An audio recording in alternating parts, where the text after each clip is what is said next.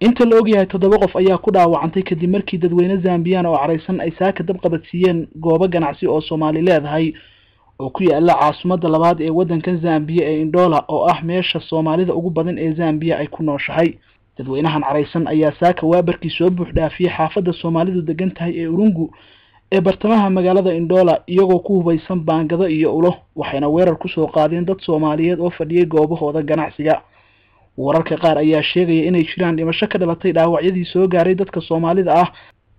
arrintan ayaa daba socotay kadib markii maalinimadii shalay nin Soomaali ah uu dil toogasho u geystay muwaadin Zambiyaan ah. ilaa iyo hadda wax war kama soo bixin dawladda Zambiya iyo waliba safaaradda Soomaaliya ay ku leedahay wadankan Zambiya, balse waxay dawladda Zambiya boolis keentay goobihii rabshaduhu ka dhaceen iyagoo dadka Soomaalida ah intii ay u suuragali kartay hal goob la isugu geeyay si amaankooda loogu sugo. dalka Zambiya waxaa ku nool Soomaali lagu qiyaaso 5,000 waxayna ku haystaan ganacsiyo kala duwan iyagoo maalgashi xoog leh ku sameeyay dalkan.